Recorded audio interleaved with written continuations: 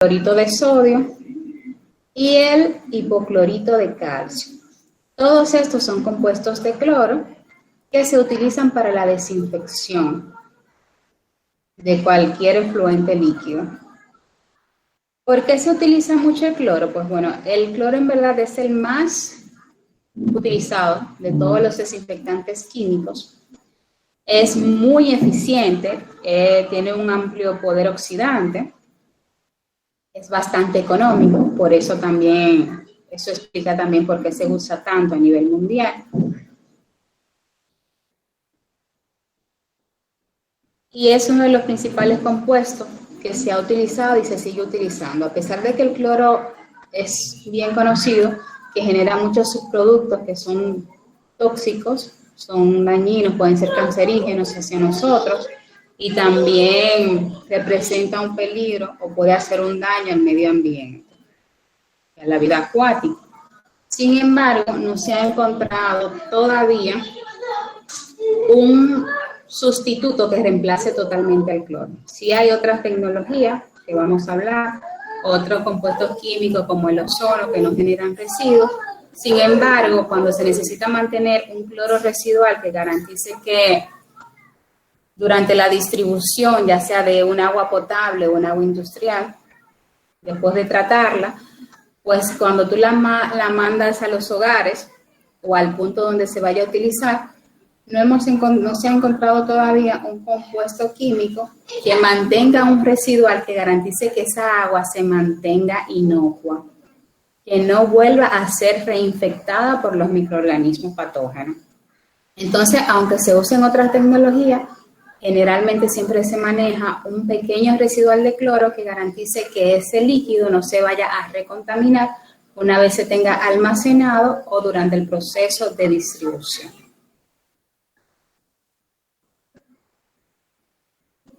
Vamos a hablar de lo que es la desinfección con hipoclorito de sodio.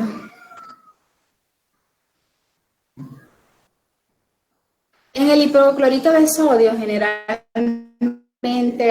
cuando se dosifica en el agua, esta forma o este compuesto químico reacciona con el agua y forma dos principales subproductos, si se puede decir así, que son lo que representan la acción desinfectante. Uno de ellos es el ion hipoclorito, que es este que está acá, que se lo estoy señalando, y otro es el ácido hipocloroso. Estos dos son lo que hacen la función desinfectante. Y de ellos, el que tiene mayor poder es el ácido hipocloroso. Regilo, por favor. Entonces, la suma de estos dos compuestos es a lo que llamamos cloro residual o cloro libre. No sé si alguno de ustedes ha trabajado en la industria y le han hecho análisis al agua potable o a cualquier sistema de tratamiento. Siempre se maneja al final del proceso de tratamiento, se analiza la concentración de cloro libre y es esto lo que estamos midiendo. La presencia de estos dos compuestos en ese líquido que va a garantizar que no se nos vuelva a contaminar con microorganismos.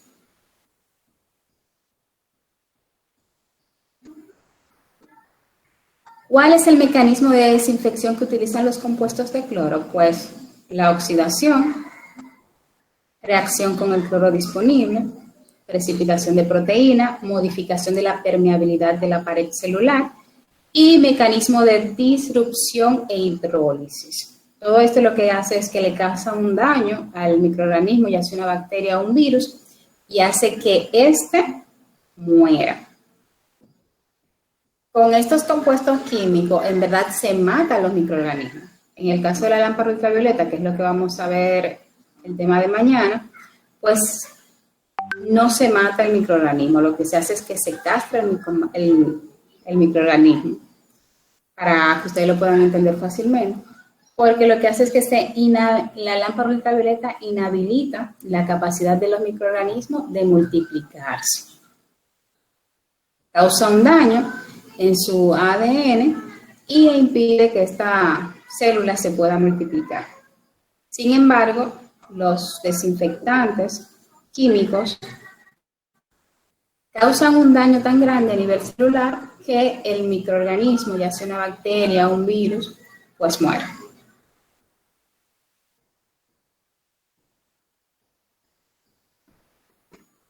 Hay unos cuantos inconvenientes que tiene la desinfección con los compuestos de cloro, y es que reaccionan con muchísimas sustancias, con muchísimos otros compuestos, como es el caso de los compuestos reductores. O sea, el cloro va a reaccionar con el ácido sulfídrico, con el hierro, con el manganeso, con los nitritos y con la materia orgánica, también con el amoníaco.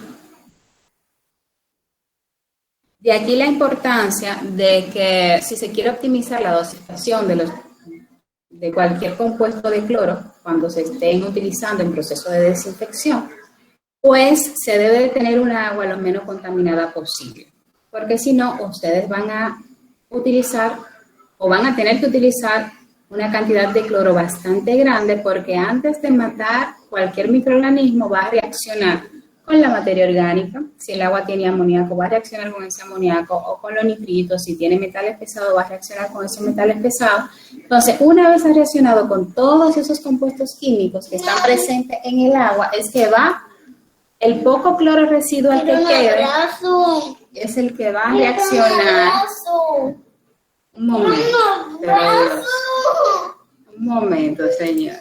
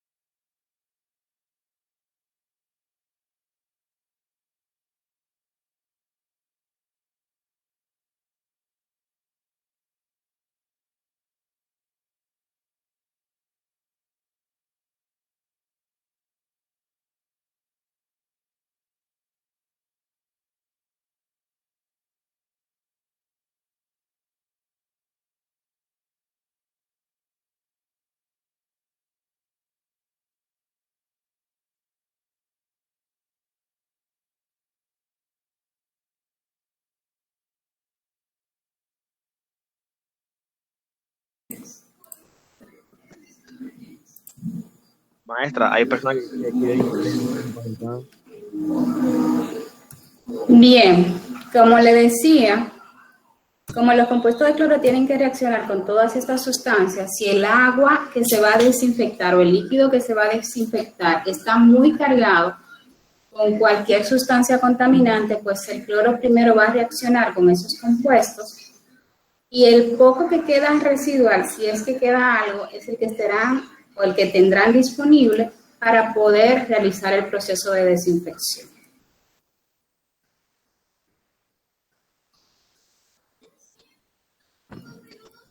Hay varias sustancias, como ya dije, de compuestos que afectan la eficiencia del cloro. Sabemos que las aguas naturales están formadas por soluciones complejas de muchas sustancias. Muchas de ellas no la tomamos en cuenta, o sea, no van a reaccionar, no me representan, no van a desarrollar una interacción con el cloro. Sin embargo, otras sí. Por ejemplo, los sólidos suspendidos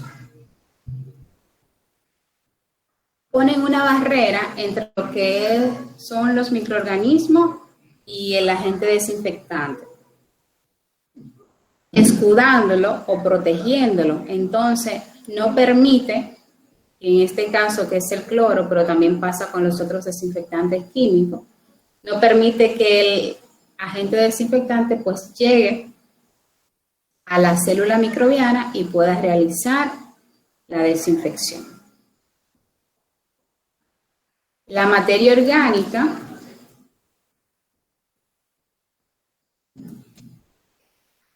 reacciona con el cloro de tal modo que le quita sus propiedades desinfectantes. El amoníaco también reacciona con el cloro y forma incluso compuestos bastante peligrosos que son las cloraminas.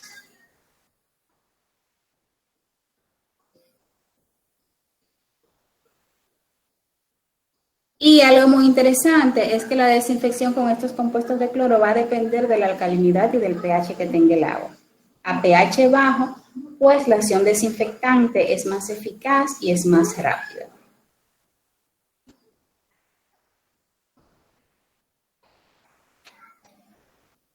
También la temperatura. La temperatura influye en la rapidez de la reacción. En general, a mayor temperatura, pues más rápida va a ser la reacción. Sin embargo, esto no quiere decir que se puede utilizar estos compuestos desinfectantes a cualquier temperatura. Por ejemplo, el cloro ya a 40 grados Celsius, pues se va a degradar.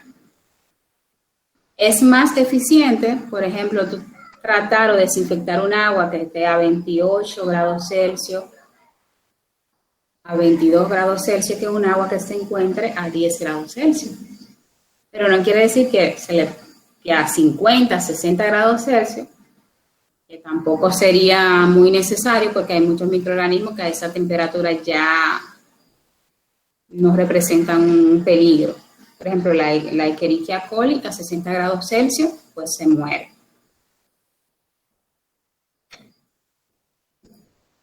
Entonces, cuando vayan a desinfectar con cloro, aunque la temperatura o con cualquier compuesto derivado del cloro, aunque la temperatura facilita la efectividad de este compuesto y la velocidad de reacción, no quiere decir que podamos subir la temperatura infinitamente. Como dije anteriormente, a menor pH, pues la eficiencia del cloro aumenta. Por lo tanto, si tengo un pH alcalino, la eficiencia del cloro me va a disminuir. Tiempo y concentración, estos dos parámetros van de la mano porque dependiendo de la concentración que se utilice, va a ser necesario un tiempo de contacto. Entonces, generalmente, si usted tiene...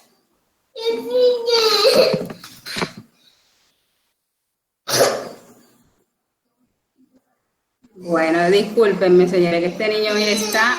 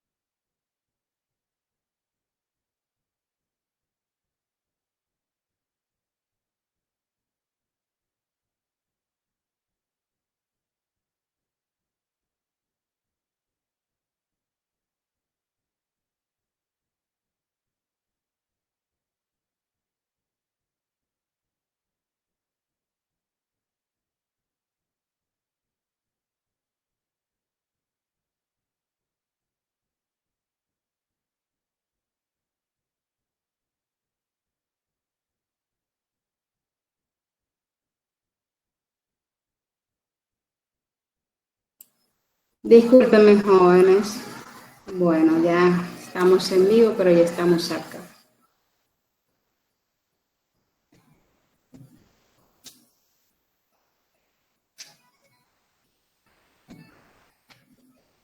Déjame ver que se dejó de presentar la pantalla.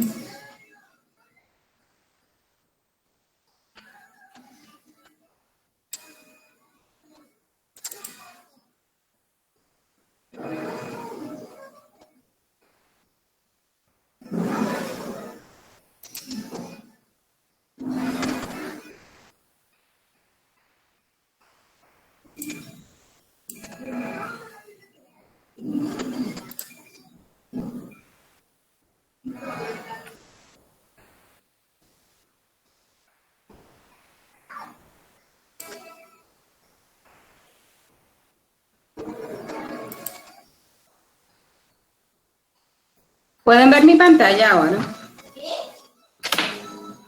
Sí. Sí, profesora. Sí, profesora. Maestra, hay personas que quieren entrar a la ponencia. Yo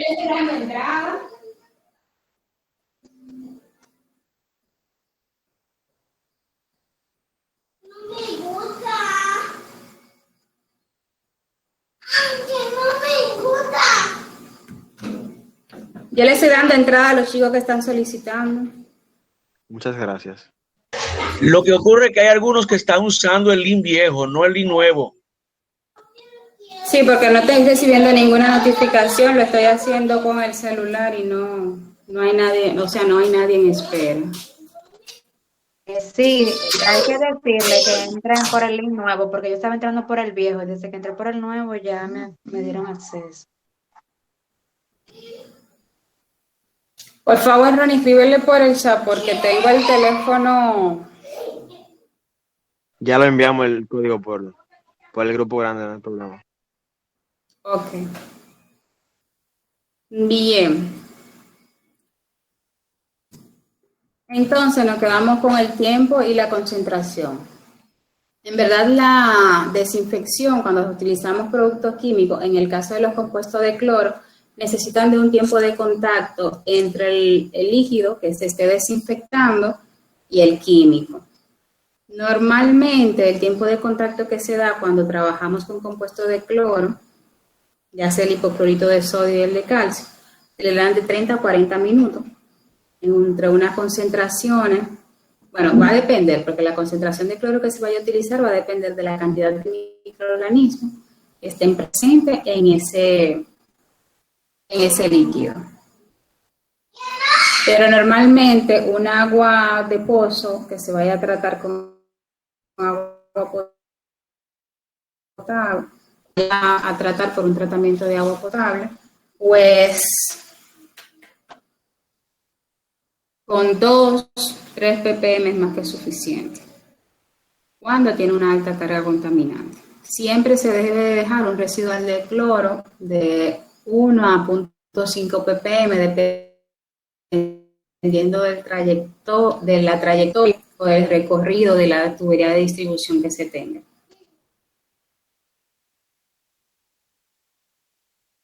En el tubería de distribución de acero galvanizado o de hierro al carbón, pues si se manejan altas concentraciones, 3, 4, 5 o 5 ppm de cloro, pues van a corroer esas tuberías. Lo ideal es que cuando se utilizan hipercloración o desinfección con estos compuestos, pues se utilicen tubería de PVC.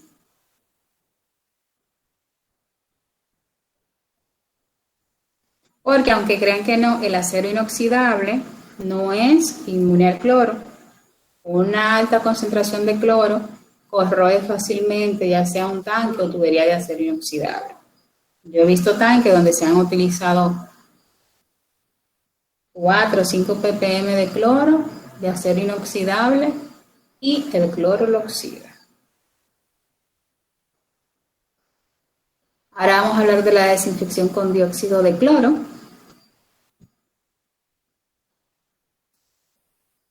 El dióxido de cloro es un bactericida que tiene un poder desinfectante igual o mayor que el cloro. Es un gas pesado, amarillo o rojizo, de olor desagradable y picante. Es muy activo, por lo que también va a reaccionar con muchísimas otras sustancias que estén disueltas en ese líquido que se quiere desinfectar.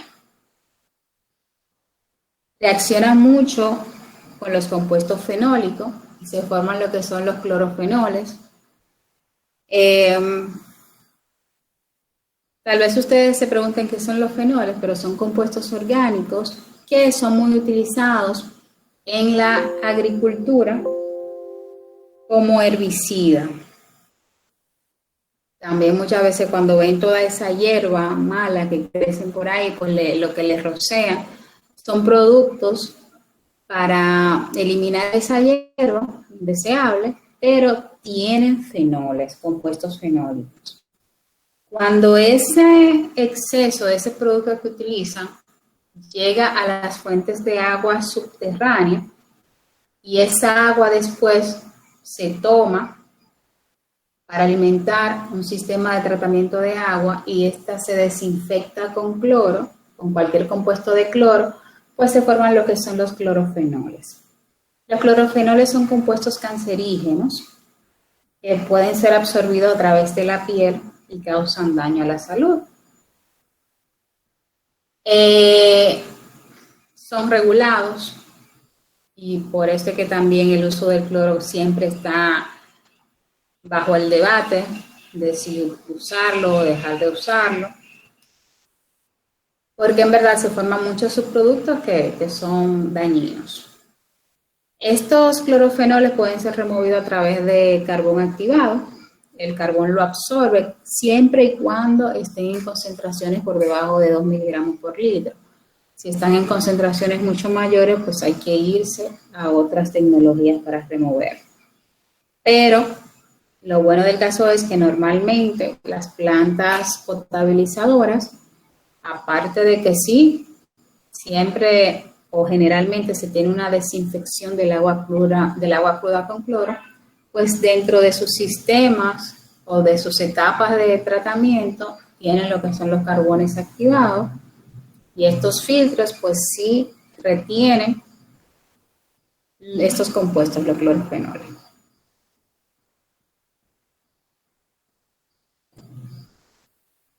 El dióxido de cloro ha probado ser efectivo para eliminar los virus porque este compuesto químico es absorbido por la proteína del virus, la capseína. Esas son las capsides, Las capsides son unas proteínas que envuelven el material genético del virus. Y al dióxido de cloro atravesarla y esta proteína absorberlo, pues entonces causa la muerte o la destrucción del virus. Un posible mecanismo de la acción bactericida del dióxido de cloro es la inactivación de enzimas críticas y la inhibición de la síntesis proteica.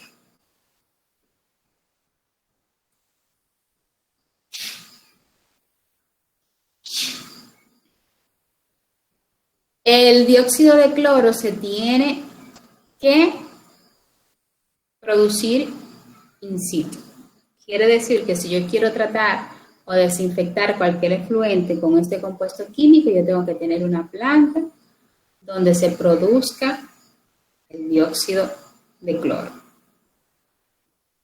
Generalmente este gas se produce de la reacción del clorito de sodio y una solución concentrada de cloro a un pH inferior a 4. Es necesario que esta reacción se lleve a cabo en un tanque o en una cámara donde se proporcione el tiempo de retención suficientemente grande y la agitación adecuada para que se pueda formar este compuesto químico. En esta imagen que tenemos acá sería como el esquema de un proceso de producción del dióxido de cloro. Por este lado se le inyecta el clorito de sodio, el clorogas, y este es el tanque donde van a reaccionar. Y luego aquí ya tienen el almacenamiento y de una vez se utiliza la solución.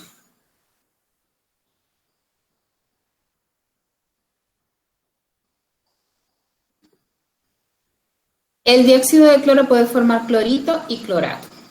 Cuando ya está disuelto en el líquido, en el agua, pues van a formar estos subproductos. Y estos subproductos son tóxicos para nosotros los seres humanos. Por eso es que siempre se cuestiona su uso, principalmente en agua potable.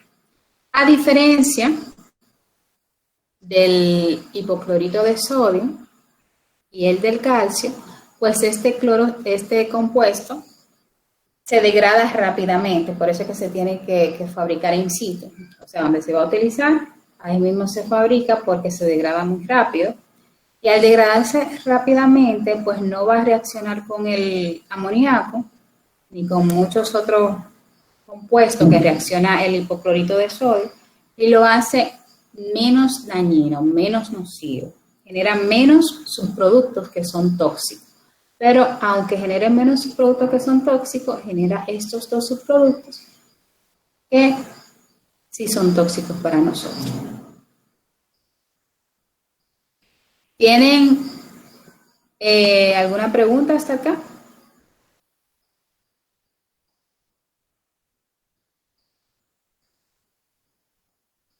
¿No? Pues seguimos. Sí, profesora. Dígame. En cuanto a la medida, aquí no hablamos de filtro, pero el cloro yo sé que en los filtros de membrana produce efecto, que hay que tener un equilibrio.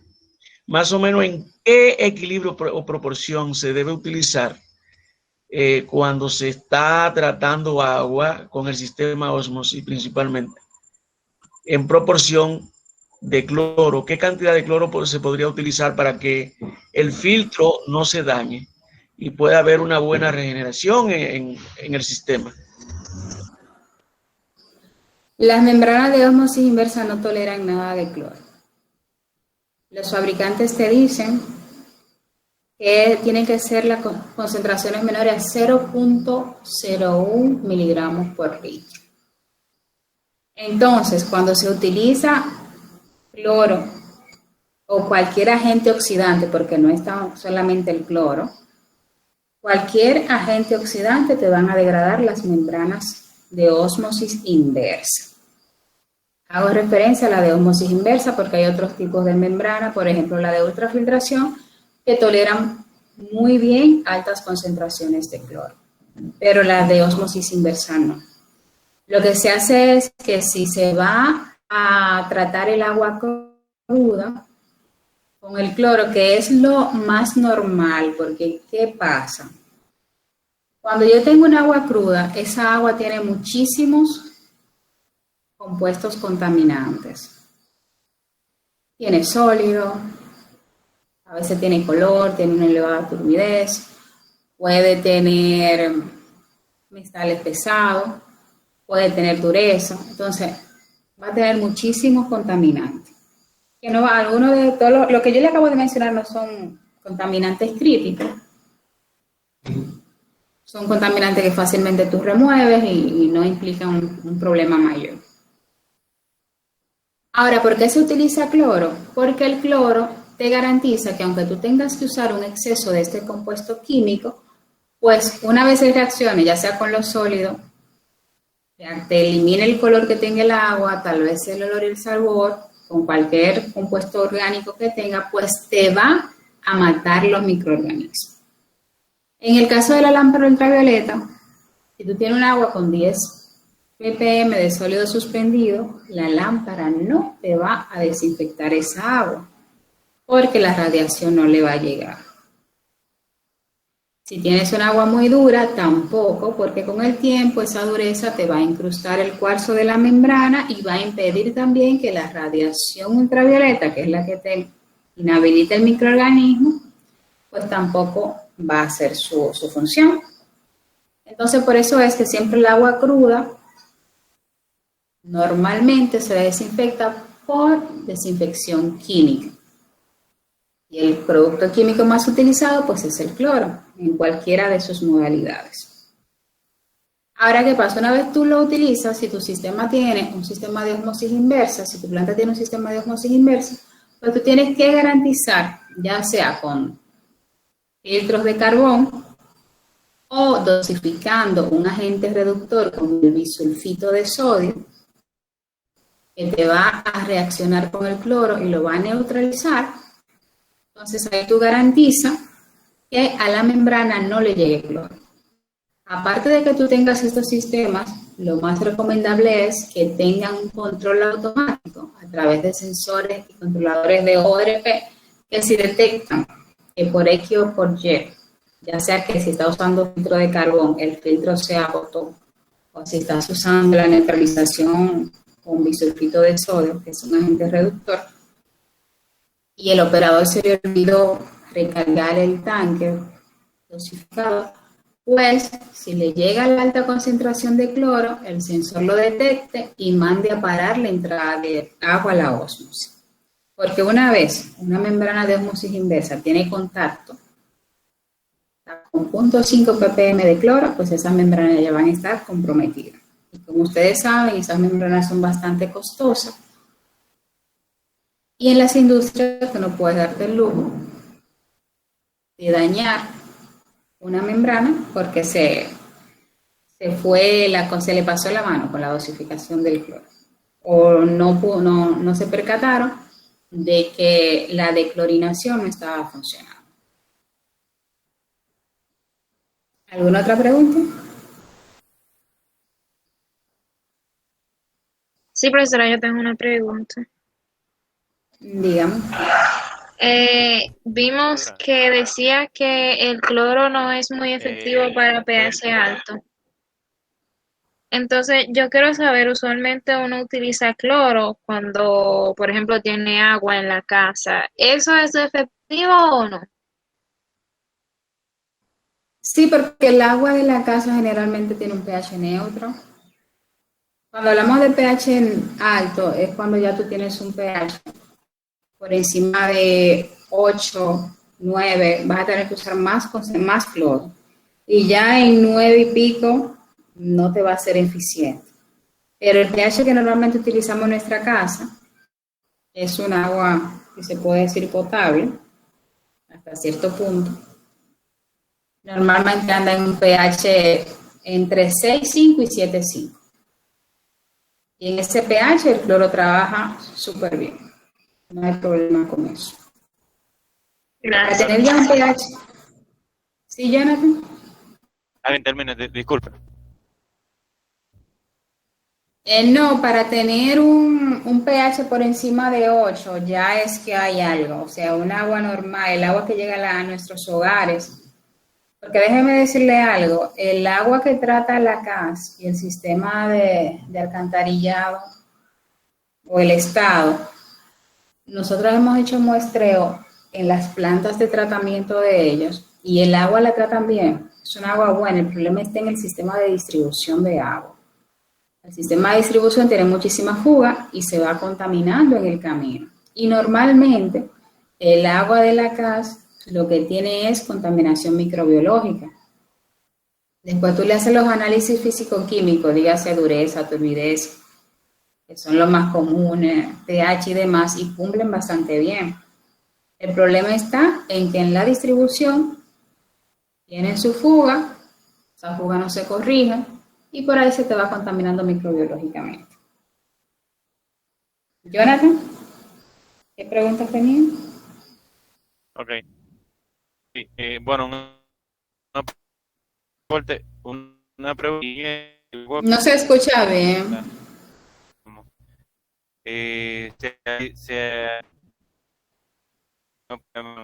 Ya, escucha. No, estoy entrecortado.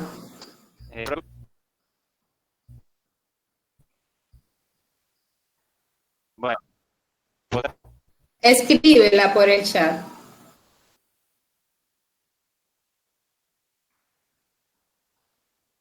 voy a escribir. Exacto. ¿Alguien más tiene otra pregunta en lo que Jonathan escribe la?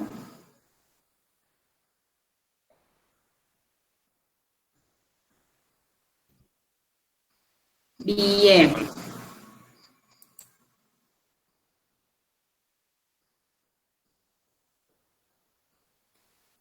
Bueno, pues me avisan cuando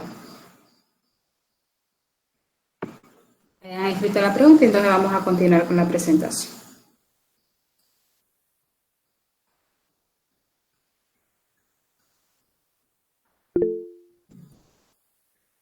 Ahora vamos a hablar de lo que es la desinfección con ozono.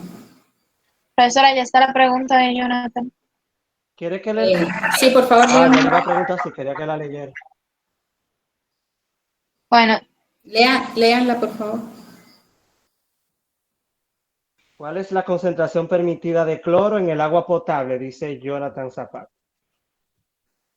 No, el agua que nosotros tenemos que tomar no debe de tener cloro. El cloro es excelente para desinfectar, pero no es que no lo podemos beber ni no, como dicen ustedes, no lo podemos, no nos los podemos juntar.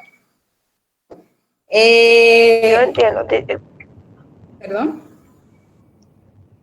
Disculpe, que yo le iba a decir que imagino que Jonathan está preguntando como o sea, se refiere a agua potable con el agua que nosotros consumimos normalmente, con la que nos bañamos, hacemos las actividades de la casa. Supongo que ese es el agua que él quiere saber. ¿Qué cantidad de cloro debe tener? Aunque sea para bañarnos, en verdad no debería de tener cloro. No sé si a ustedes les ha pasado que van a una piscina donde echan muchísimo cloro. Claro que tienen que echarlo porque la gente que se baña en la piscina pues tiene filtro solar, suda, lamentablemente algunos se orinan. Y todos esos contaminantes pues tienen que adicionar muchísimo cloro pues para mitigar todo esos residuos que nosotros vamos dejando cuando entramos a una piscina. Pero, ¿qué pasa cuando tú duras mucho tiempo en la piscina? La piel se te reseca, los ojos se te ponen rojos, la nariz también se te irrita, porque en verdad el cloro no se ve, nosotros no nos debemos bañar con un agua que tenga cloro. Lo ideal es que se desinfecte. Exacto, el pelo se te reseca, se te maltrata muchísimo, o sea, no debemos de utilizarlo para bañarnos ni para, o sea, si tú vas a limpiar la casa, perfecto, vas a matar todos los microorganismos que hay. Pero ya para uso nuestro, bañarse, cepillarse, tomarlo, el agua, o sea, no debe de contener cloro. Sí lo necesitamos, pero normalmente lo que se debe de manejar en una cisterna, un tinaco que usted tenga en su casa para evitar que se contamine microbiológicamente o que le caiga larvas del dengue y usted tener un criadero del dengue, son concentraciones bajas, hablamos de 0.5 miligramos por litro. Y en el tiempo, como él va a estar protegiendo esa agua, no quiere decir que no le van a llegar microorganismos, sino que cualquier microorganismo que llegue, pues se va a encontrar con ese residual de cloro y el cloro lo va a eliminar. Y te va a garantizar que por un determinado tiempo, porque tampoco es que es una protección infinita, sino que mientras esté un residual ahí, pues va a eliminar esos microorganismos. Pero ya en el punto de nosotros utilizarlo finalmente no debería de tener cloro el agua. Pero una pregunta. ¿Me escuchan? Sí. O sea, no decimos, por ejemplo, que cuando se está tratando el agua, al final el agua termina como con un ppm de cloro, con creo que 0.1, 0.5 ppm de cloro residual al final, que sea como que se le deja para que sí, vaya pero eso no se lo deja para que en la tubería de distribución, porque tú tienes una planta de tratamiento, trataste el agua, la llevaste a un tanque de almacenamiento. Porque siempre hay que tener un tanque de almacenamiento, porque si tienes un problema en tu planta de tratamiento, que si se te dañó una bomba, que si tienes que dar un mantenimiento a un equipo, pues por cualquier razón, tú te puedes ver en la necesidad de sacar la planta de operación mediodía. O en el caso de que tu fuente de suministros sea agua de la casa que no te llegue ese día, pues tú tienes que tener un tanque de almacenamiento que te garantice que bajo cualquier circunstancia, pues tú tengas disponibilidad de agua. A ese tanque tú tienes que manejar un residual de 0.5 a 1 ppm. Porque de ahí tú vas a distribuir el agua a través de tubería hasta tu punto de uso final. Si es una industria, las industrias normalmente tienen un tanque de almacenamiento de agua tratada y de ahí la mandan a las oficinas, a los baños, a la cocina, a sus procesos industriales. Pero en todo ese recorrido que hace el agua, ustedes tienen tuberías que probablemente estén contaminadas por bacterias. Entonces, lo que hace ese cloro es proteger que en el trayecto de esa tubería, pues el agua no se vuelva a infectar, no se vuelva a contaminar. Pero no es que este cloro se va a quedar ahí permanentemente, no, él va a reaccionar con todo lo que tiene. Aparte de que con el tiempo el cloro se va a degradar. Con la temperatura, cuando hace mucho calor, acuérdense yo le dije que a 40 grados Celsius el cloro se degrada, pues él se va a degradar.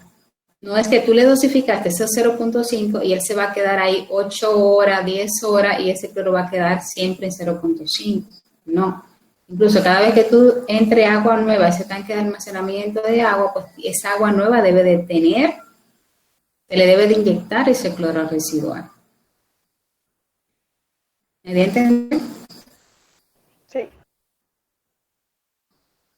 Yo tengo otra pregunta, profesor, y disculpe.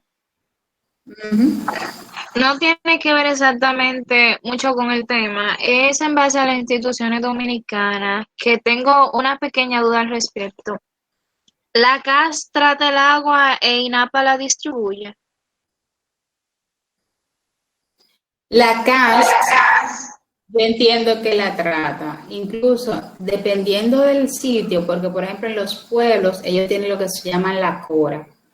Son empresas que al final yo no sé si es que ellos la subcontratan, pero por ejemplo en Puerto Plata tienen Cora Plata, en Santiago también tienen otra Cora, y así según vayan, dependiendo de la provincia. Pero Santiago. sí, en Santiago es Corazán. Entonces, ellos son los encargados de tratar el agua. INAPA es el Instituto de Agua Potable. INAPA también tiene sus funciones. Ahora, lo que yo no veo es como, o sea, la limitación en sí de ellos yo no la tengo bien clara, pero quien trata el agua en sí es la CAS. Y quien tiene que ver con lo de la distribución también es la CAS. Bueno, está bien, gracias. Yo tampoco tengo muy claro como las funciones de INAPA. Ujú. Pero como decía, en verdad los sistemas de tratamiento son los sistemas que maneja la CAS, lo que yo he muestrado. Nosotros hicimos un trabajo, fuimos a distintas fuentes, a distintos puntos del país, y los puntos donde la tratan, ya sea la CORA o la CAS, justamente la salida de su planta de tratamiento, el agua es buena. Pero ya si usted la toma 50, 60 metros después, mentira, no tampoco. Unos 100, 200 metros, pues ya ahí van teniendo problemas. Pero es por la red de distribución. Entonces, continuamos. Ahora vamos a hablar de la desinfección con ozono. El ozono no solamente se utiliza para desinfectar, más adelante lo vamos a ver en lo que son los procesos de oxidación avanzada. El ozono es un compuesto superoxidante y es muy versátil, se utiliza muchísimo en los tratamientos de efluentes.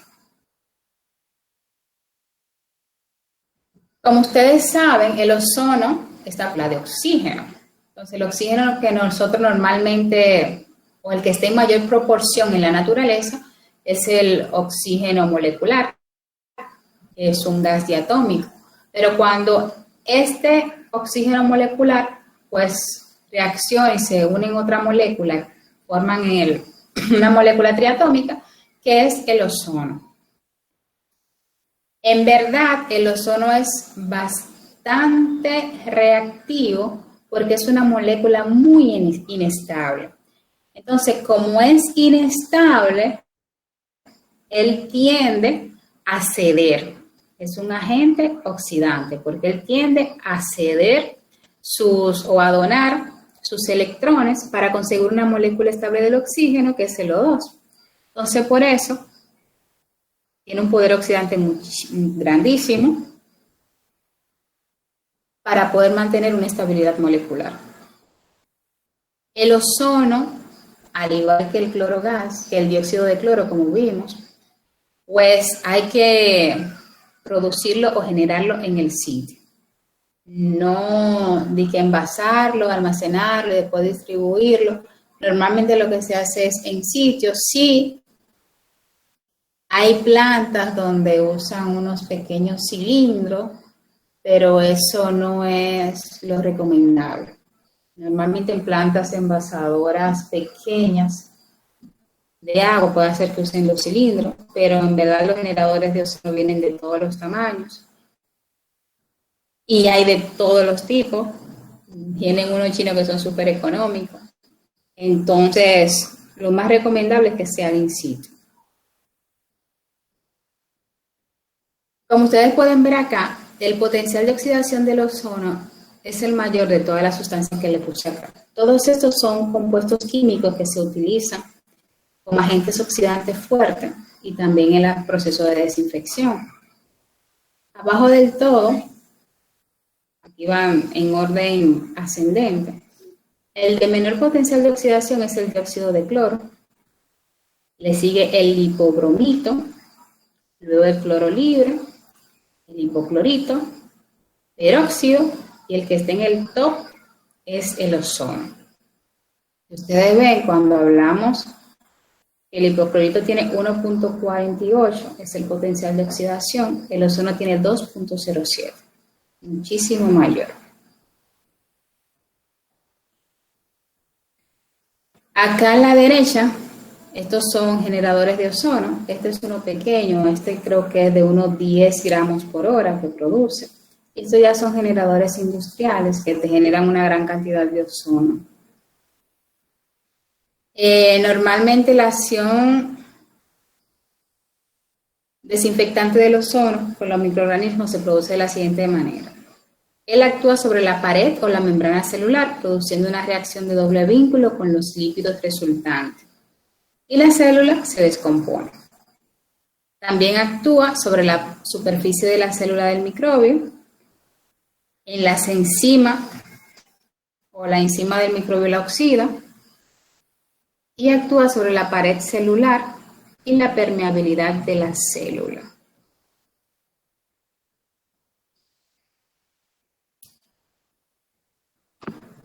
Al igual que el cloro, el ozono reacciona con muchísimas sustancias, por eso es que le dije que más adelante lo vamos a ver dentro de los procesos de oxidación avanzada, porque en verdad, al tener este poder oxidativo tan grande y reaccionar con todas estas sustancias, se está utilizando cada vez más para cambiar la biodegradabilidad de fluentes difíciles de tratar o de líquidos complejos. Entonces, normalmente lo que se hace como un pretratamiento con ozono que te permita lograr que ese efluente o ese líquido contaminado, pues tú lo pueda pasarlo a una forma biodegradable y tratarlo a través de procesos biológicos. Siempre la idea, a menos de que sean ya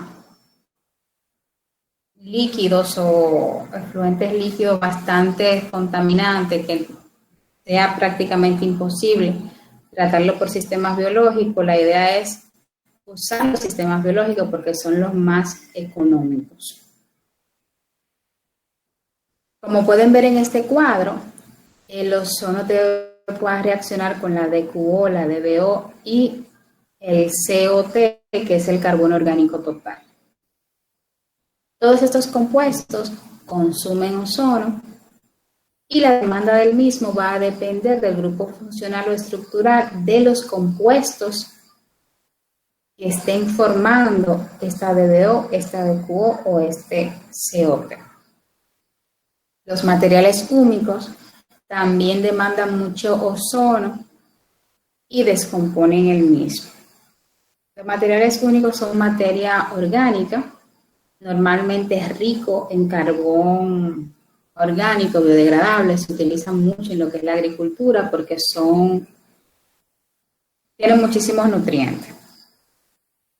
Las grasas y aceites también consumen mucho ozono, los sólidos suspendidos incrementan la demanda del ozono porque protegen las bacterias, al igual que vimos que lo hacen con los compuestos de cloro. Los nitritos son oxidados por el ozono, el nitrato también, el hierro, el manganeso, o sea, como es un agente oxidante, cuando tú tienes un metal, pues el ozono te lo va a oxidar. Ahora ustedes dirán, bueno, pues entonces, ¿por qué en la precipitación química yo puedo agarrar y oxidar con ozono y luego que que esos metales me precipiten más rápidamente. Lo que pasa es que el ozono es costoso.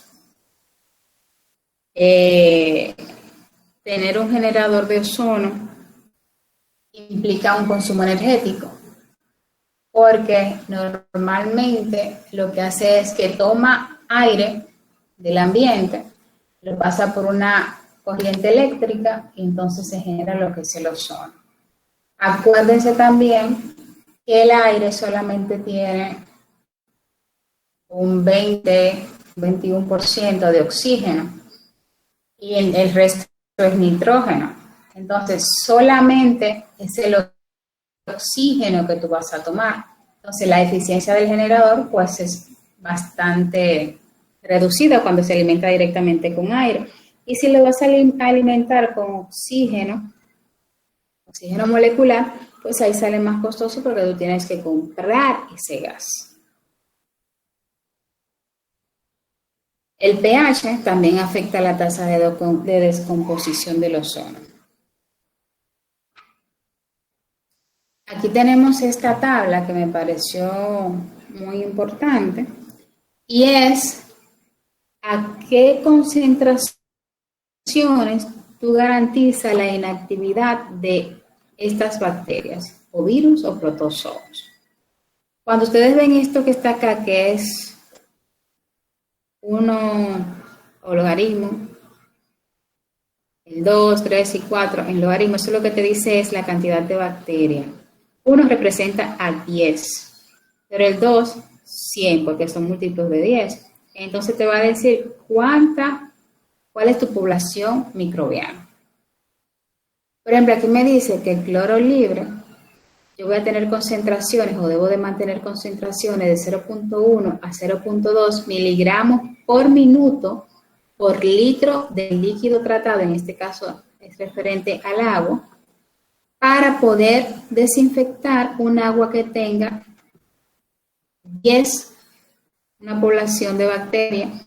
De 10, estas generalmente lo usan en unidades formadoras de colonia o el número más probable. Esas son las unidades de cuando tratamos con microorganismos en los conteos microbianos. Sin embargo, ustedes pueden ver que mientras más concentración de microorganismos yo tengo en ese líquido que tengo que tratar, pues lógico, la concentración de mi agente desinfectante pues la tengo que aumentar. Acá, si ustedes ven, para el ozono es baja, es prácticamente la misma. Aquí vemos que en los virus, miren qué bajito es la concentración de ozono comparada con el mismo cloro libre. Aquí para unos virus que estén con una concentración, en este caso serían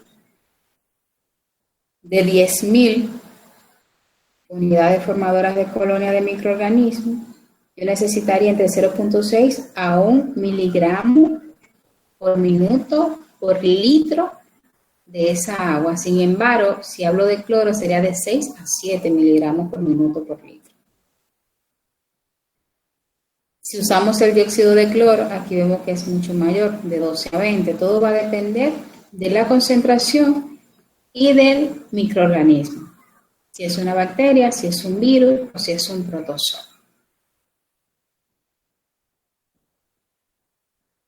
¿Tienen preguntas con el ozono?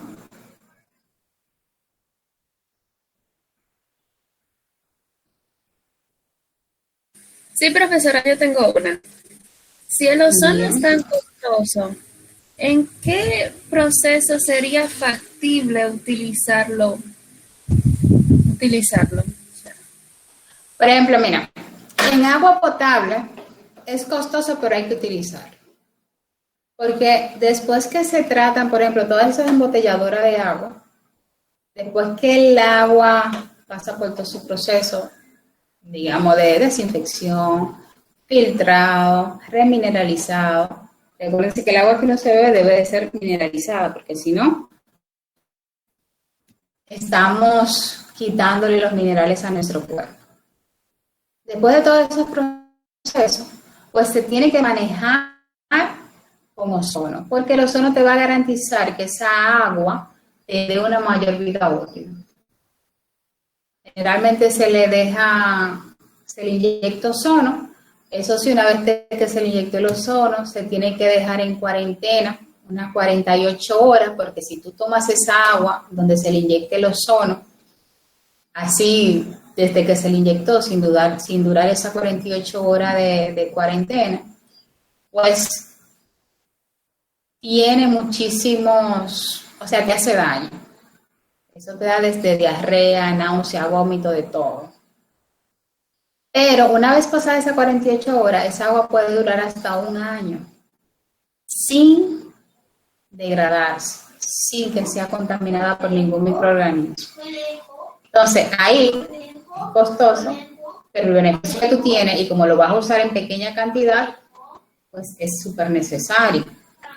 Por ejemplo, si tú vas a tratar un agua residual generada en un hospital, se debe de pretratar con ozono, porque en los hospitales tú tienes una fuente muy grande de contaminación. Ahí tú encuentras de todo, microorganismos de todas las variedades a elegir. Entonces, por seguridad, hasta del mismo personal que esté operando esa planta de tratamiento, que se supone que todos los hospitales deben de tener una, porque se generan muchos residuos peligrosos, residuos biológicos. Esa agua se tiene que pretratar con ozono para garantizar una desinfección y aparte de poder que esa agua pueda ser biodegradable, que la pueda convertir a biodegradable, porque normalmente por todos los medicamentos que excreta la persona que esté en un hospital, de todos los medicamentos que nosotros consumimos, si el cuerpo se queda con el 20%, es mucho. Lo otro lo excretamos, ya sea en la orina o en las heces. Entonces, una persona que esté hospitalizada, que le estén suministrando todos esos medicamentos, cada vez que su cuerpo elimine los tóxicos, pues ahí va a tener una alta concentración de compuestos farmacéuticos que generalmente hacen que esa agua o ese líquido por tratar no sea biodegradable. Entonces el ozono te ayuda a volver ese líquido a que sea biodegradable y se puedan tratar por métodos convencionales. Entonces, hay muchísimas opciones o muchísimas aplicaciones donde es necesario utilizarlo. Y aparte, ahora mismo, cada vez con el avance de la tecnología, pues se están haciendo equipos que son más asequibles. Los equipos chinos son muchísimo más económicos que los otros, funcionan. Ahora, otro detalle con el ozono es que tú tienes que tener una persona capacitada para que lo pueda operar, porque ese gas es explosivo. Entonces, normalmente los equipos tienen detectores de ozono, tienen destructor de ozono, por si hay una fuga, pues poder evitar cualquier peligro. Pero son tecnologías que resuelven muchísimos problemas y son muy buenos. Hay muchísimos líquidos que para tú poder tratarlo, pues tiene que ir de oxidación avanzada, que lo vamos a ver más adelante. Y parte de la oxidación avanzada, ahí el ozono brilla muchísimo. Entonces, muchas veces, aunque sea costoso, son necesarios, pero según va pasando el tiempo, pues se hace más asequible. ¿Otra pregunta? Yo quería Sí, hacer profesora. un aporte. Sí, quería hacer una pregunta. Profe, Disculpe, sí. ¿Me escucha? Pero, sí, te escucho. di María y luego sigue Ersi.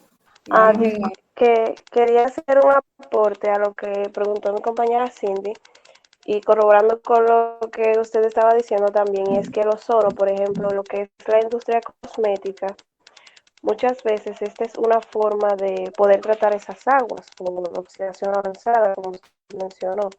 Y aunque sea costoso, a veces se hace necesario porque si se compara, por ejemplo, con el peróxido, este tiene un mayor efecto en lo que es el tratamiento de las aguas y ayuda bastante bien al tratamiento de estas aguas, que a veces, o sea, lo vemos costoso en el ámbito económico, pero cuando se habla ya a nivel operativo y a nivel de depuración de agua, sí se hace muy necesario y después a largo plazo se ve el beneficio de utilizar esta tecnología.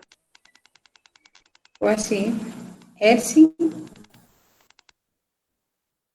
Sí, la pregunta que quería hacer, profesor, en relación es a la industria cosmética. Si esta de tratamiento por ozono en residuales se está aplicando, realmente contiene, ¿me entiende?, los efectos para eliminar lo que son los productos, es decir, los efectos aromáticos, porque en una industria cosmética se producen diversos productos con aromas e incluso que puede impactar al medio ambiente. Quería asegurarme si se está utilizando esta tecnología. Pues depende de la industria, porque por ejemplo, la cosmética, si bien tú dices, tiene un amplio... Es un agua primero que no es biodegradable, se tiene que tratar por procesos físico-químicos y muchas veces de oxidación avanzada. Pero no todas llevan el mismo proceso. Nosotros hemos diseñado 2 plantas, siempre por procesos físico-químicos, y en ninguna de ellas hemos tenido que usar ozono. En una sí usamos, en lugar de ozono, el peróxido, por condiciones de la misma empresa. Y con peróxido se obtienen un agua de muy buena calidad, con oxidación con peróxido de hidrógeno y otro proceso de coagulación y floculación que ya van al final. Y si tienen el agua ya para poder cumplir la normativa. El problema con estas industrias es que tienen DQO altísimo, no son biodegradables y tienen una alta concentración de grasas y aceite y también llega mucho color, mucho colorante. En otra de las industrias que trabajamos, no fue necesario la oxidación. Claro, no utilizan los mismos o no producen los mismos productos. En este caso ya era más como del producto para el cabello. La otra era más producto ya además del cabello, producto para la piel, que sin maquillaje y eso, que son un poquito más difíciles.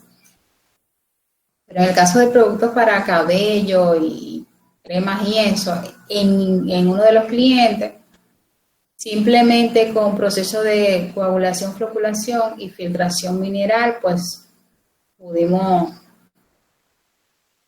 eliminar los contaminantes.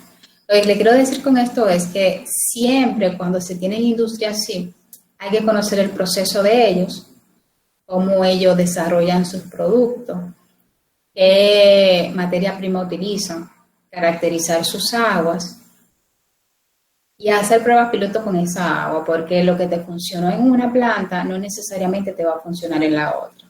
Generalmente en esos tipos de empresas prácticamente hay que hacerle o adaptar la planta a ellos, a lo que necesiten. Porque aunque son del ramo de la cosmética, hay una gama tan amplia de productos que siempre se van por determinadas ramas. No todas producen lo mismo. Y ahí entonces el líquido o su efluente final, ya el que es su residuo líquido, pues va a tener características muy diferentes entre una y otra.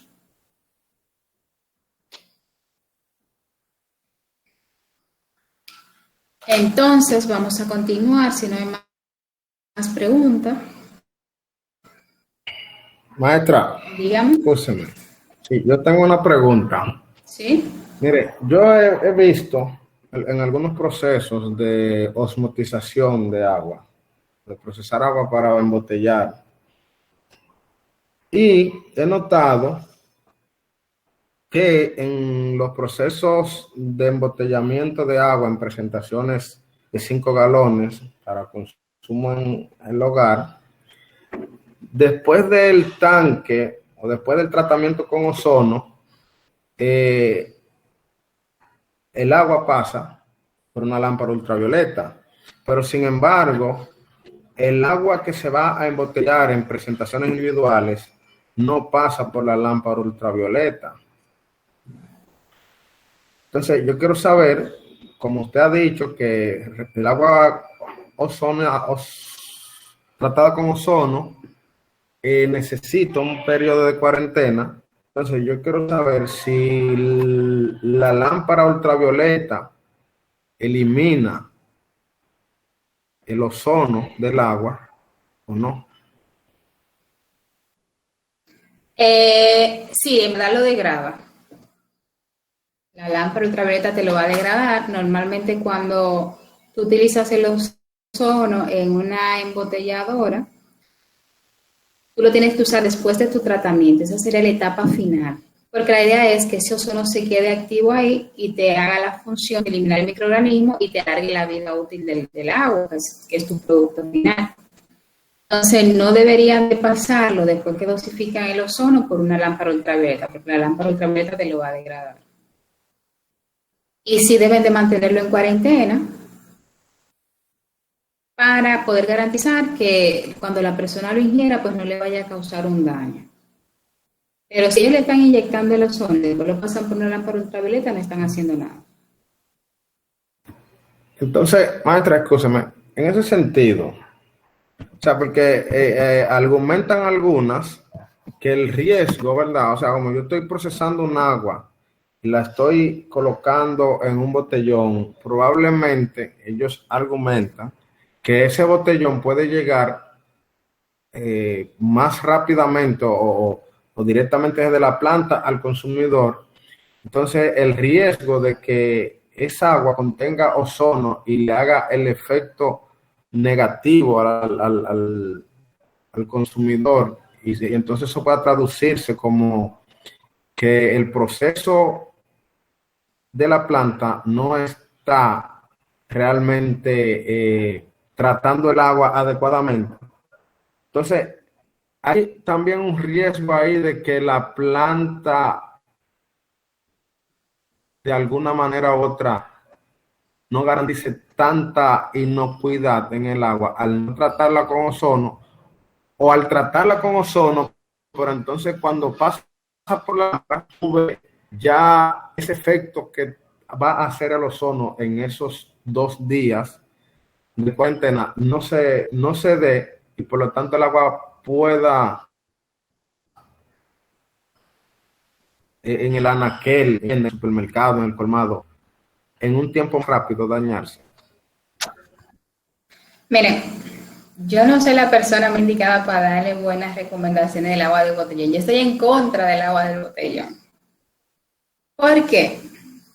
Primero, el agua que aquí se hace en la mayoría de las envasadoras o embotelladoras de plantas de tratamiento de agua que la venden, incluso las grandes, no solamente las que hay en los barrios, estoy hablando de grandes, reconocidas y que son las que la mayoría de ustedes usan en su casa. Es agua que pasa por sistema de ósmosis inversa. Yo no estoy en contra de que la traten con ósmosis inversa porque aquí hay mucha contaminación en el agua y la ósmosis inversa te va a dar la garantía de que el 98-99% de lo contaminante que tenga, pues lo va a rechazar. Sin embargo, después que un agua pasa por un sistema de ósmosis inversa, esa agua no tiene minerales. La ósmosis inversa, o el agua que genera una ósmosis inversa, es un agua para máquinas. Es un agua para utilizar en caldera, en sistema de enfriamiento, que son sistemas que no quieren nada con dureza ni con minerales porque te causan esa incrustación y muchísimos problemas que al final minimizan la eficiencia de esos equipos. Nosotros los seres humanos necesitamos minerales. Cuando nosotros bebemos un agua que sale de un ósmosis, nosotros lo que estamos es quitando los minerales de nuestro cuerpo. Estamos forzando nuestros riñones porque nuestros riñones necesitan minerales. Y si el agua que nosotros tomamos no tiene minerales, pues la sed no se nos va a quitar. Lamentablemente, la mayoría de las embotelladoras pasan el agua por un sistema de osmosis inversa y no la remineralizan. Lo que deberían de hacer es agregarles minerales, dígase sodio, potasio, calcio, magnesio, para que esa agua esté mineralizada y así la podamos tomar. Por otro lado, esos botellones, esos botellones, ustedes saben que tienen unos tóxicos y ahora mismo como el PD, hay un compuesto ahí presente en los plásticos, que no me acuerdo ahora el nombre de las siglas, pero esos botellones no pueden estar expuestos al sol, porque desprenden ese compuesto y ahí también tenemos daño a la salud. Eliminando todo eso que le acabo de decir y enfocándome en tu pregunta. Si es una planta, como debería de ser, que tenga unas buenas normas y un buen sistema de gestión y de producción, ellos deben de dosificar el ozono primero porque va a garantizar que ese producto tenga una mayor vida útil y va a garantizar que no le vaya a causar una enfermedad o un daño a la salud por contaminación microbiológica a las personas que la consuman. ¿Que sí va a tener que tener un almacén grande? Pues sí, porque va a tener que durar 2 días con esa agua ahí para garantizar que no tenga ozono al momento de venderla al consumidor. Pero lo que ellos están haciendo, inyectarle ozono y después pasarlo por lámpara, eso no es una buena práctica, eso no da una garantía de que tienen una buena desinfección, incluso están desperdiciando ese ozono. Yo no lo recomiendo. Pero sabemos que acá, lamentablemente, hay muchas cosas que funcionan y no de la mejor manera posible. Ahora sí, nosotros, como ingenieros químicos, estamos en una planta donde está pasando eso, nuestro deber como personas conocedoras es decir, mira, no, esto no se debe de hacer así, por esto y esto y esto, hay que hacerlo de tal manera.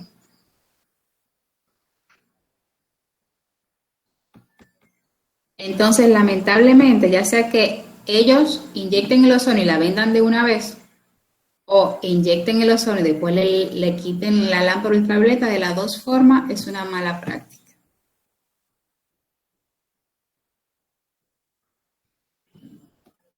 No sé si contesté tu pregunta, Rama. Excelentemente, maestra. Muchas gracias. Bien.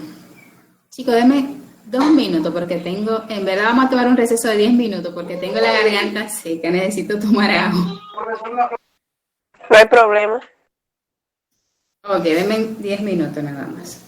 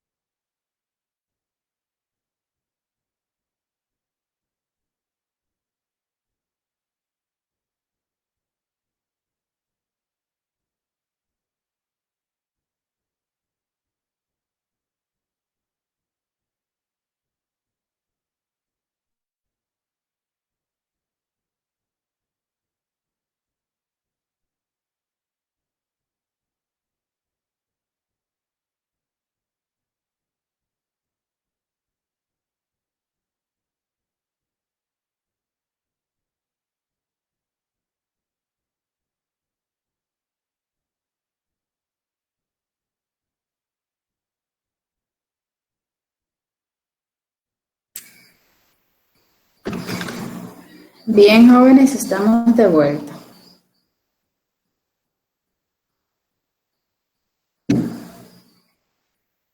Acá estamos, maestro.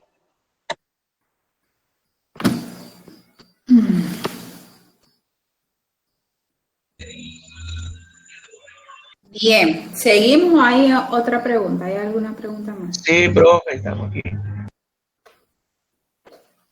Tenía una pregunta, profesor. Dígame. Cuando en la parte dice que el pH afecta a la tasa de descomposición del oxígeno, sí se debe utilizar el ozono, digo, el ozono, perdón. El ozono debe ser utilizado con pH neutro. El ozono va a depender de la aplicación y de las características del líquido que tú vayas a tratar. Hay ocasiones, que eso lo vamos a ver en el tema de oxidación avanzada, donde a pH alto es más eficiente. En otras se trabaja mejor a pH bajito, pero todo va a depender de la característica del líquido que tú quieras tratar. En el caso del agua, Okay.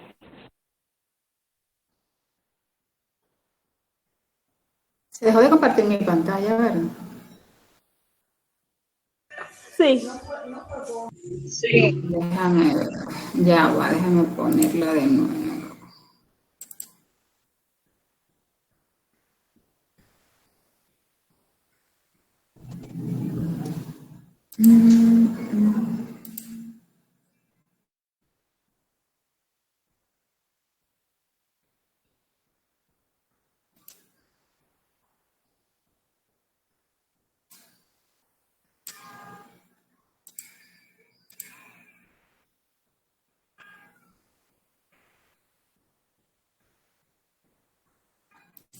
Bien, vamos a ver.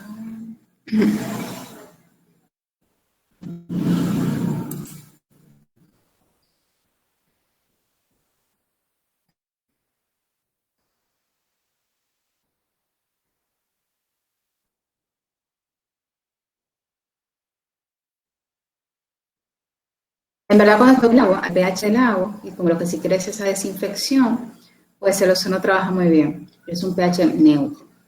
Pero cuando queremos ya utilizarlo para remover determinados contaminantes, ya sea materia orgánica o para poder convertir un agua que es no biodegradable a biodegradable, pues va a depender de cuáles son los compuestos o de la característica de esa agua. Muchas veces a pH de 10 te trabaja mejor, otras veces a pH ácido en 3. Entonces va a depender de la característica del líquido que se quiera tratar. Vamos a hablar del ácido peracético. Este ácido se está utilizando mucho ahora para lo que es el tratamiento de aguas residuales o de fluentes ya que han sido tratados y van a ser vertidos al medio ambiente. Porque no genera esos subproductos dañinos y ha demostrado que tiene una buena actividad bactericida y fungicida.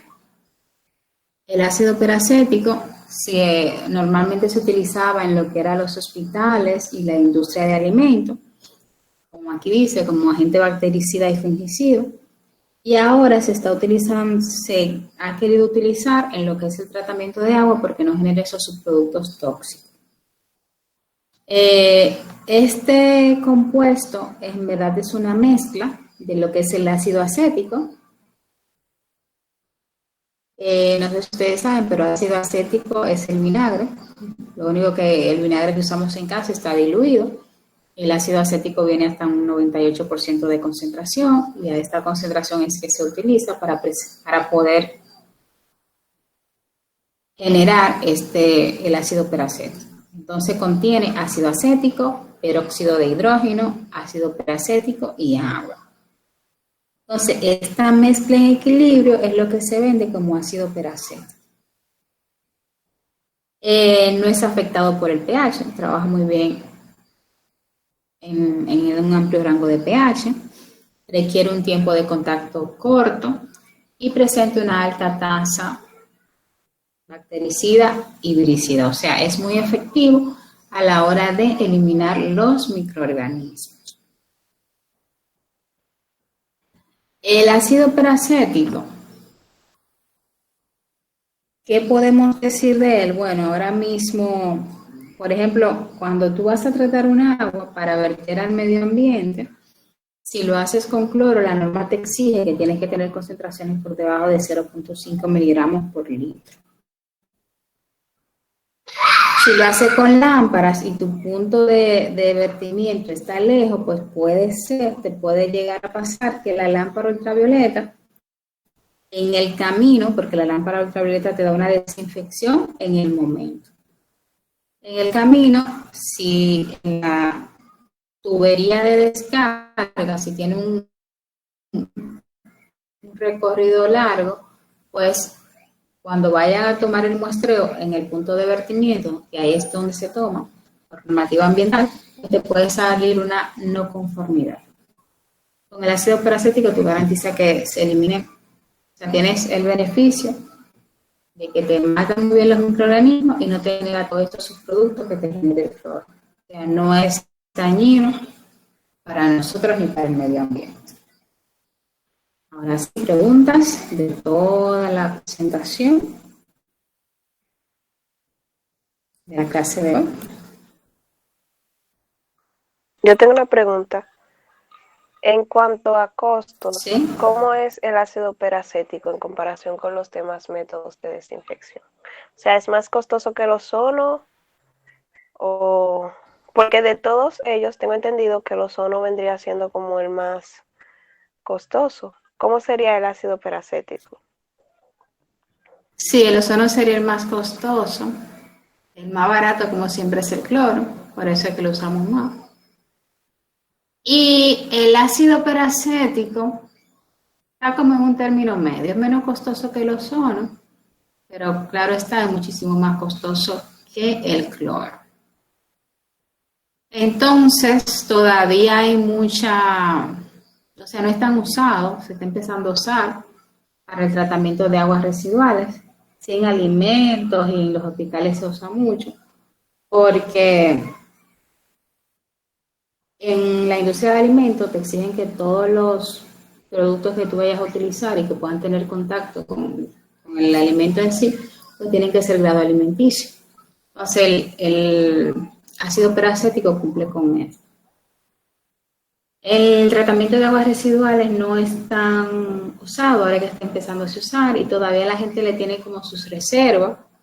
No todo el mundo se arriesga, aparte de que en el tema del cloro, como la normativa te exige que tiene que ser por debajo de 0.5, pues hay muchos sistemas automáticos, sensor y controlador, ya sea de cloro libre o de ORP, que te garantizan mantenerte en ese rango y no son tan costosos.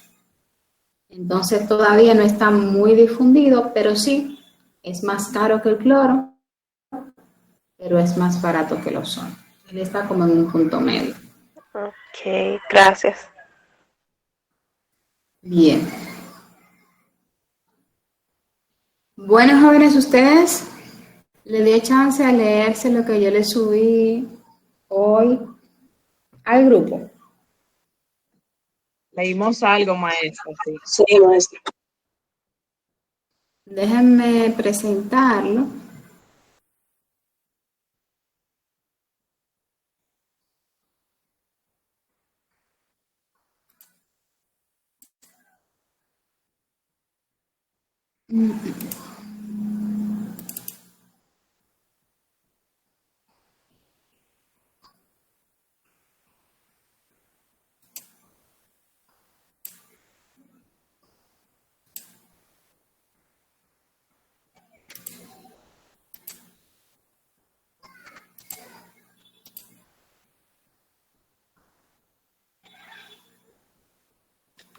Bien, ahí lo están viendo.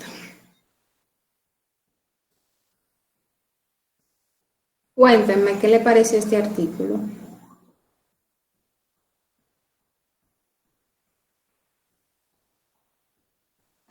interesante.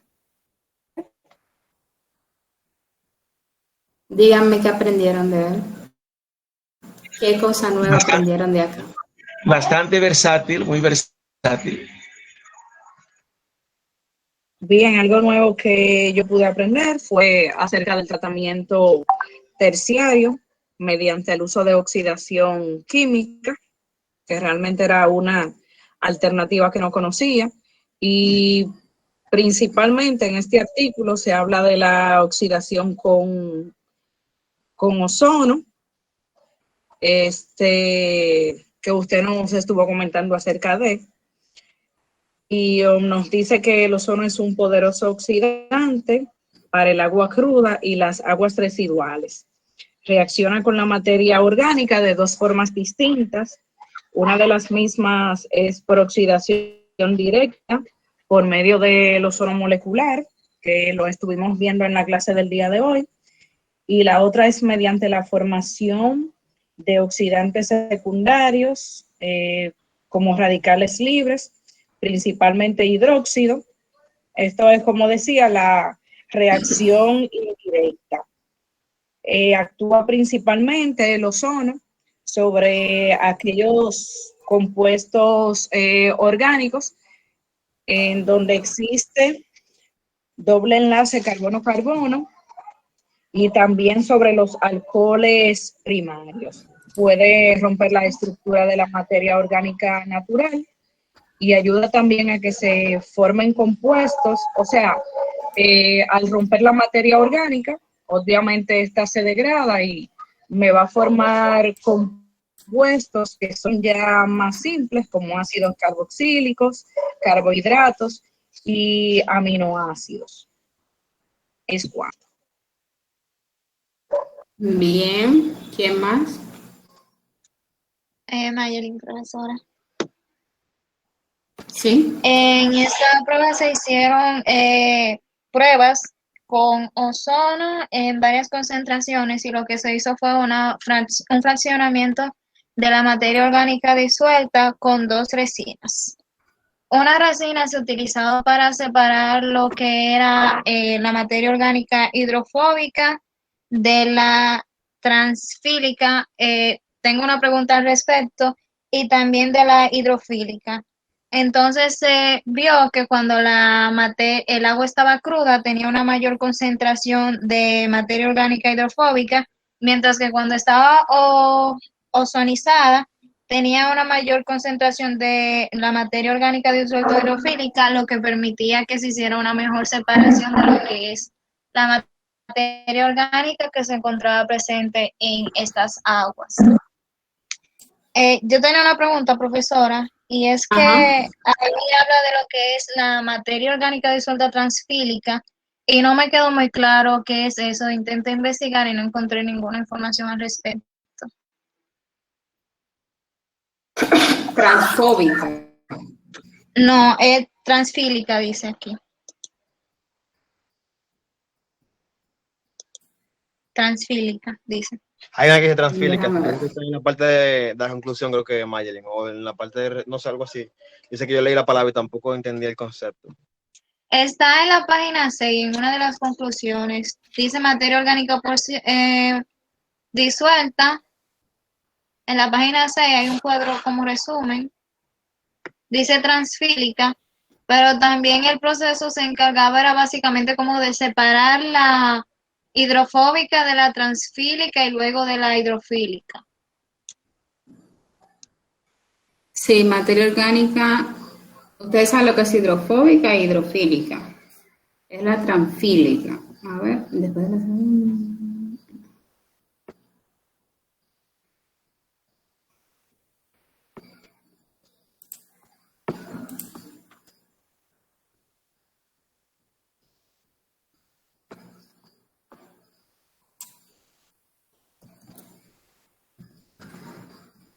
En el segundo párrafo de las conclusiones también lo dice.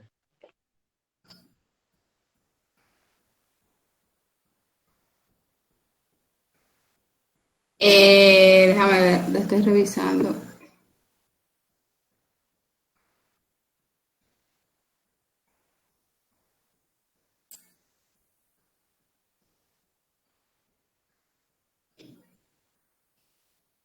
Bueno, ¿quién más tiene otra opinión? Aquí tengo la pregunta de Mayeli, que la tengo pendiente de responder.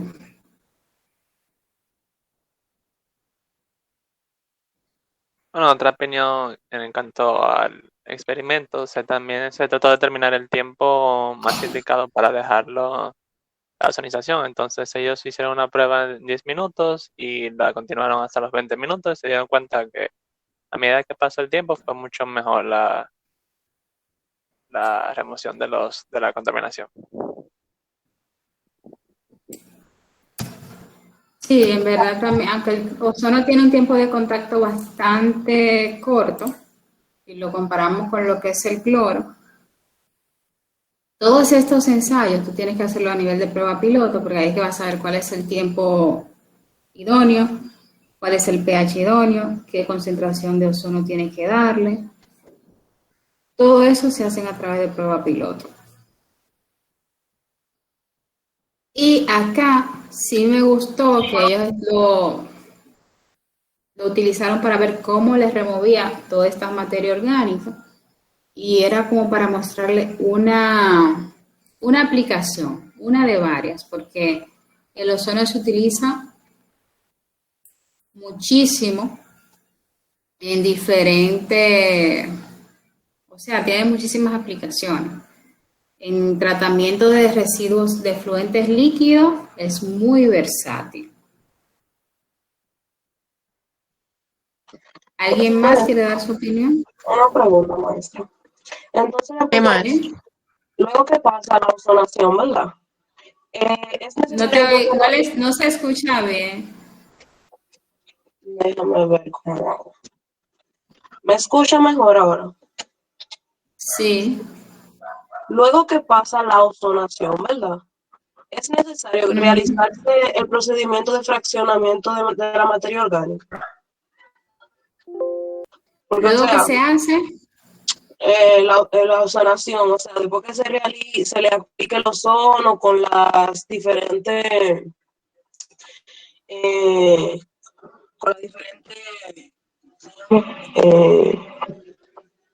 ¿cómo fue el nombre? Membrana era, no me acuerdo el nombre bien ahora.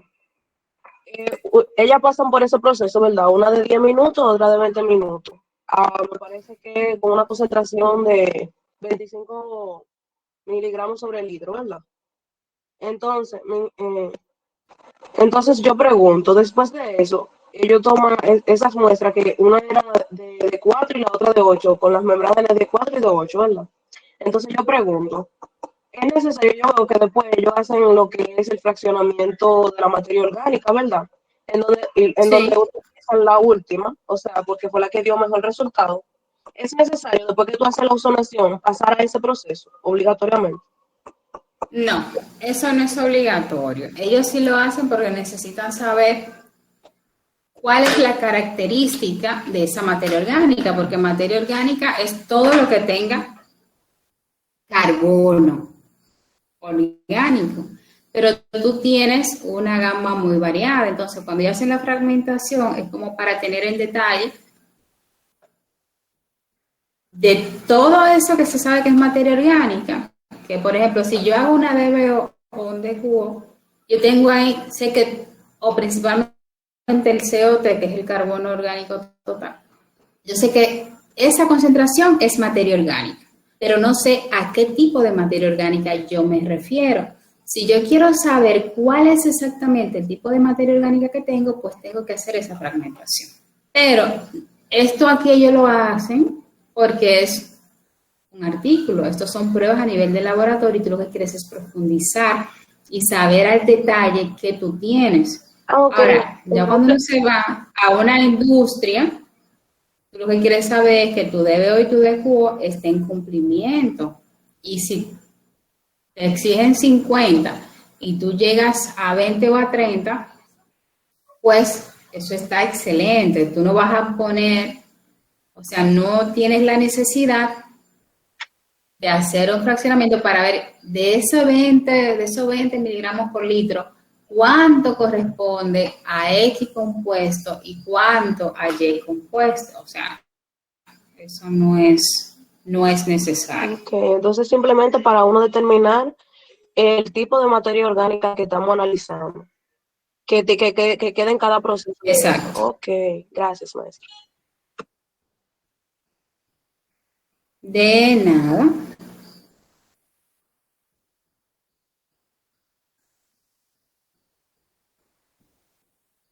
Mira, Mayelin, la materia transfílica, en verdad yo estoy viendo que se refiere muchísimo o se está relacionando mucho a lo que son los ácidos fúlvico y húmicos. Y generalmente esos son compuestos orgánicos que son ricos en carbono. A profundidad o al detalle, porque te estoy hablando de algo muy general, yo te la voy a contestar la pregunta en la próxima clase. Pero sí están relacionados con los ácidos fúlmicos y húmicos. Estos ácidos generalmente tú los tienes cuando el agua está o el efluente está contaminado con compuestos, o sea, tiene una alta carga contaminante orgánica. Por ejemplo, se pueden encontrar cuando tú tienes un agua de pozo contaminada con agua residual doméstica o con heces fecales.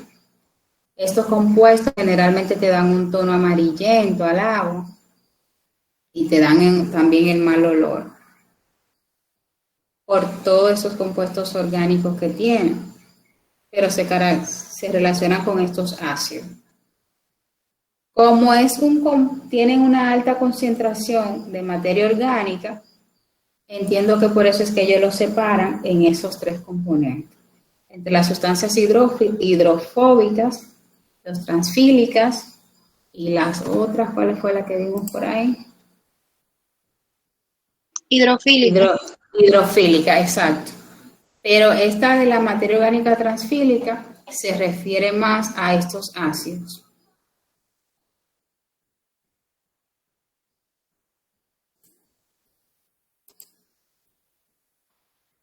¿Alguien más tiene otra pregunta?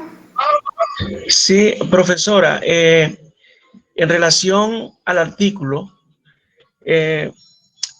los estudios realizados para aplicar la técnica de tratamiento por ozono, ellos principalmente utilizaron las aguas urbanas y para esto en práctica y determinaron que los materiales orgánicos dentro de las aguas residuales producían olores y con la aplicación de la técnica a través del tratamiento con ozono podían neutralizar, es decir, hacer neutras estos efectos o efluentes provenientes de las aguas orgánicas, que por lo general ahí se aplica el caso transfílico por la producción de materia orgánica, estudiado en ese artículo. Bien, profe. Sí, también como es eso de la materia transfílica, como se refiere mucho a la materia orgánica, te van a dar una idea de qué tipo de desinfectante tú podrías utilizar. Porque cuando tienes mucha materia orgánica y ya sabes que serían estas materias transfílicos y que están ligados a los ácidos húmicos y a los húmicos, pues ya sabes que tendrías que irte con oxidantes más fuertes. Entonces ahí te da una idea de con qué producto tú podrías desinfectar ese efluente. Entonces esa segmentación lo ayudó a ellos a poder identificar cuál es el desinfectante más adecuado y también te da como un punto de partida para tú poder decir con qué rango de concentración inicial me voy, arranco. Porque siempre uno en estas pruebas piloto al final son pruebas de ensayo y error. Pero ya cuando tú tienes la caracterización de ese líquido, pues tú puedes decir, bueno, tengo no sé, para ver cómo ustedes pueden entender este ejemplo. Digamos que ustedes tienen un agua y tienen,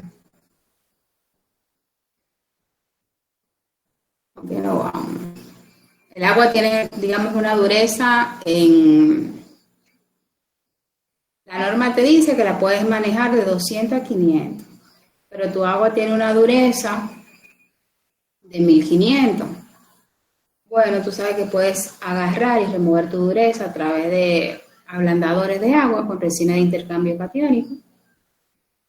Pero también, en el caso, puedes utilizar lo que es los sistemas de ósmosis inversa, inyectándole antiescalante para que esos compuestos que te generan la dureza, que son sales de calcio y de magnesio, pues se mantengan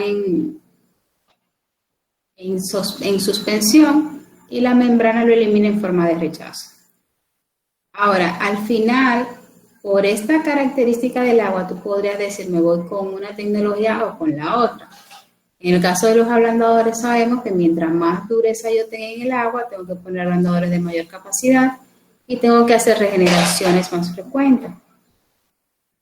Pero estas regeneraciones tienen un costo operativo que es la sal, y la sal aparte tengo que tener un lugar para almacenarla, porque si la dejo donde hay un lugar húmedo se me va a degradar, tengo un costo operativo de tanto, entonces ahí tú vas viendo cuál tecnología te conviene más.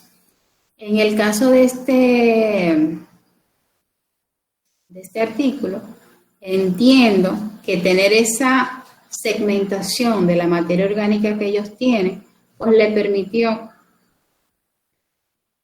poder afianzar o poder validar que o el punto de partida, utilizar el ozono como una de sus químicos de referencia y también tener una concentración de partida para poder empezar los ensayos.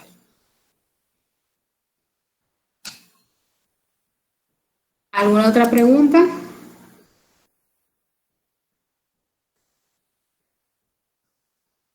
Bueno, jóvenes, por hoy lo dejamos hasta acá. Nada, mañana nos vemos nuevamente a las 7 de la noche. Mañana hablaremos de la desinfección con lámpara ultravioleta. Así que nada, que tengan feliz resto de la noche. Igual usted. Igual. Gracias. Igual a usted, maestra.